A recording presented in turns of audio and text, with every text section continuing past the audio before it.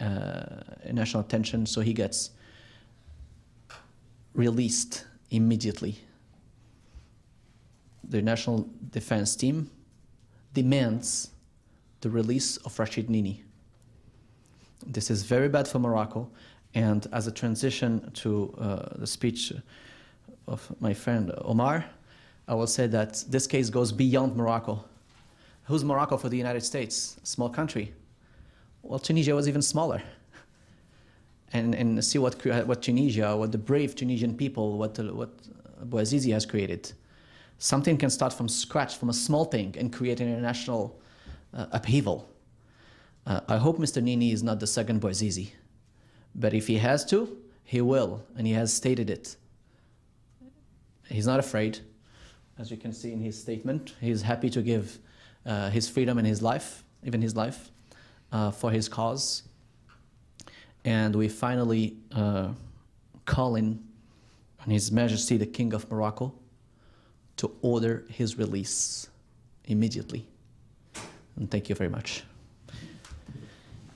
I will now introduce my friend Omar Ahmed Akbar, who is an attorney in both Washington, D.C. and England. And also, Omar has so many hats that I don't know how to call him. But Omar is an attorney in Washington, and he's also a committed civil rights activist, has worked in several law firms here in Washington, and some of them were involved in big international cases. He was a policy advisor to a couple of congressmen. And so he has worked in the law firms in D.C. and as well the United States Congress. Has worked, is educated in England, so you might denote a little British accent. And that's pretty much it. So Omar, if you don't mind, please. Thank you. I'll just speak from here. Firstly, good morning, everyone. Thank you for joining us this morning. I'd like to congratulate Deloitte and Justice, the International Defense Team, REDA, Tamna, for hosting this event and bringing light to an important issue. Today I'm pleased to be talking to you about a new justice in Morocco, freedom of the press, in an area of unprecedented change taking place in the Middle East and North Africa. And what a fitting venue, the National Press Club in the nation's capital, which is the house of the champions of free press and who take great risks in promoting and fighting for the freedom of expression. Unfortunately, scholars and journalists are the first to be targeted by oppressive regimes, as we have seen in Libya, Tunisia, Egypt, and Syria. In the Middle East and North Africa, in 2010, the total number of journalists killed reached a staggering 76. This was up 26% from the previous year. Overall statistics from Reporters Without Borders revealed that 33 journalists were kidnapped, over 573 reporters and 151 bloggers were arrested, while 1,456 journalists and 61 bloggers were physically assaulted. The Middle East and North Africa remains the most repressive and dangerous region in the world today, according to Freedom House, an international organization dedicated to promoting freedom, democracy, and human rights. The report shows a decline. The report shows that press freedom declined in Morocco, while countries like Bahrain, Jordan, and Yemen were downgraded from partly free to not free. According to the Press Freedom Index compiled by Reporters Without Borders, Morocco ranks at 135th in the world. Rashid NINI, as you highlighted, is the editor-in-chief and director of the Moroccan daily Al Masay newspaper. In Morocco, he's widely known for exposing corruption and injustice wherever he finds it. One story in particular of a poor Moroccan family reduced to living in a public toilet sparked widespread outrage and calls for reform. According to the CNN, Al Masay is Morocco's largest newspaper and arguably one of the most respected. Revealing the ugly side of society, unfortunately, is not an easy road to take today. The Middle East and North Africa are experiencing a time of unprecedented sweeping change and reform, such as the new reforms announced by the King of Morocco.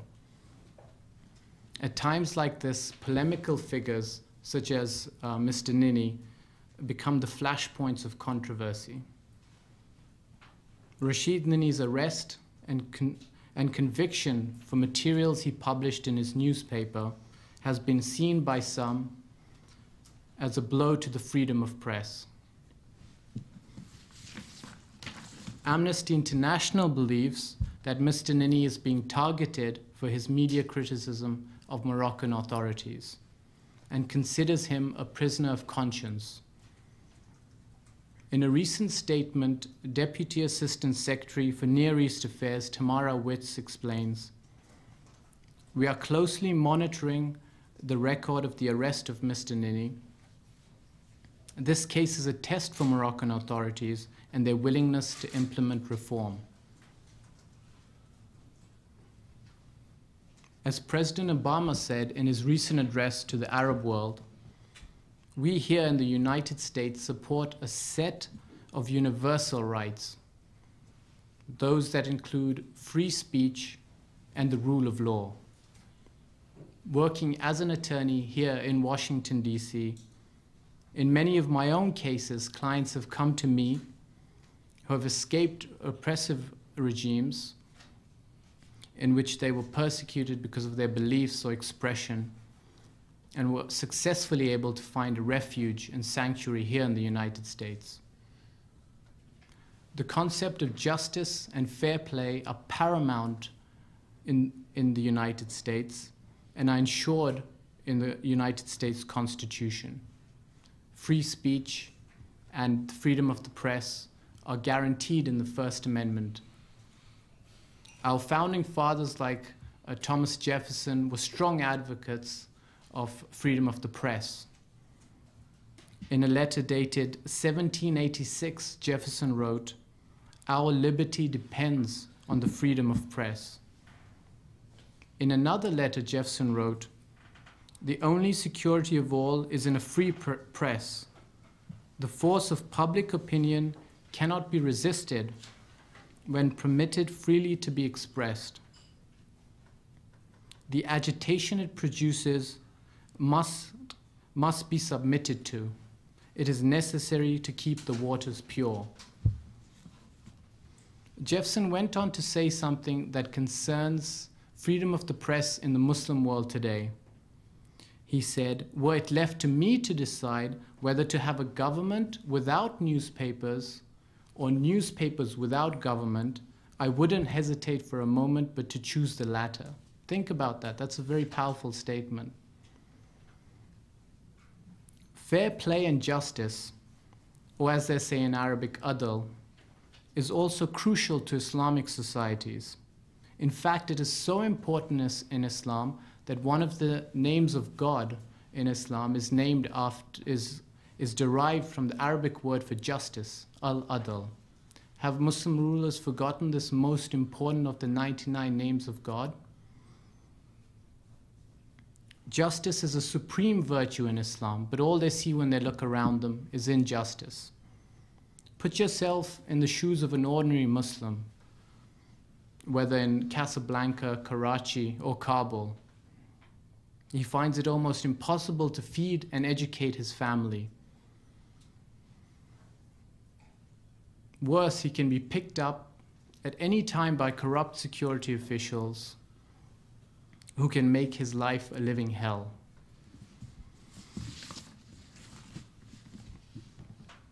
For him, he not only fears the midnight knock, but he anticipates the midday knock. Having lost Adil, he is deprived of dignity and honor, which are his birthright as a human being. That is why business cannot go on as usual, and that is why, as an American Muslim lawyer, this topic is so important to me. The winds of change are blowing in the Middle East. People throughout the Muslim world want a sense of justice. They want equality in the law. They want some accountability, free press, democracy, jobs, but above all, they just want a basic sense of human dignity.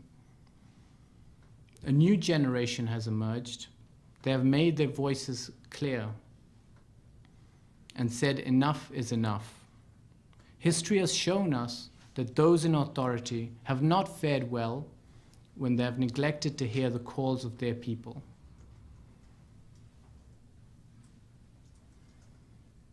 Even in this bleak landscape, there are leaders who are responding to the cries of their people. In a television address last Friday, King Mohammed VI of Morocco outlined new measures that entrench democratic institutions and protect rights. In his address, His Majesty called the Constitution precious, expressed his support for human rights and a fair trial, including especially against torture and detentions.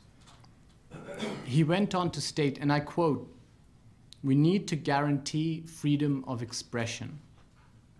The proposals will be put to a referendum on July 1st. I want to congratulate the King for taking these steps." Morocco's 400-year-old monarchy is one of history's longest-serving dynasties. Traditionally, the kings of Morocco have been known to serve the people of Morocco because they identify so closely with them. The kings of Morocco have felt a duty towards their people because they have been inspired by the noble example of their ancestor, the Holy Prophet of Islam, who is addressed in the Holy Quran as a mercy unto mankind. It is in that spirit that I personally appeal to His Majesty the King of Morocco to look into Mr. Rashid NINI's case and show compassion in the manner of his ancestor, the Holy Prophet of Islam, and in the same great sentiments of justice and mercy that are magnificently echoed in the vision of the